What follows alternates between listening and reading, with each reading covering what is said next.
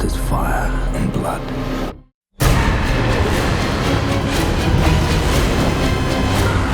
By the time I was 2, 3, I started playing instruments that were laying around the house. I got my first record deal in the latter half of the 80s and then another one in the 90s. Then in 94, 95, I started Junkie XL. I toured extensively over the world, released a couple of records, got a Grammy nomination, had a #1 hit in 34 countries. And then I decided to come to LA to pursue a career in film composing from the ground up.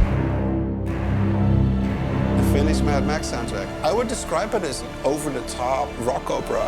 It has all the elements of rock opera. It's got choir, it gets very dramatic at times, very loud, and then very small and very intimate, and then very loud, and then very dark. The approach on Mad Max was a lot of thinking, actually. We're talking about a war tribe, we're talking about tremendous human suffering, we're talking about a really interesting sense of humor that is throughout the whole film, and we're talking women that take control over the situation. All these characters are so wonderful, and it's so colorful, and it's so brutal. It's such a society where everything is completely out of control. So obviously, a flute and a harpsichord is not going to do you any good on a movie like this. So you got to come up with a whole concept with what the sound of this movie is. My music is very multi-layered, and it has a lot of depth in sound design, but also in harmony to make it work. So with Mad Max, I wanted to emphasize the fact that all these people are chasing each other in cars, like really rough metal, rusty metal. And I wanted to make sure that the drive, the aggression, but also the humanity was coming through in the score.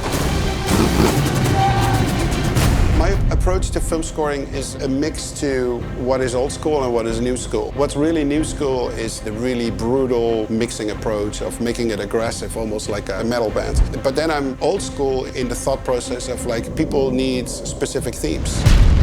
Tom Hardy's theme is a low cello that plays 1 note or 2 notes or 3 notes because he is this uncontrolled animal that could explode any moment and could turn into a real threat and a real danger. Whereas Furiosa is a really strong woman and very hardcore, up to the point where she thinks she found her homeland. That's where her melodic theme really comes in, and that develops throughout the film. So she has a very emotional theme, actually.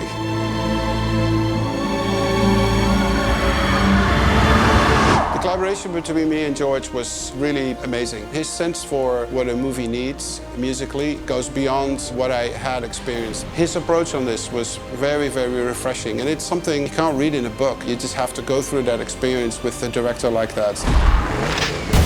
It took a long time. We worked on it for 18 months. It was a very intense project to work on, but one of the most amazing experiences I've ever had.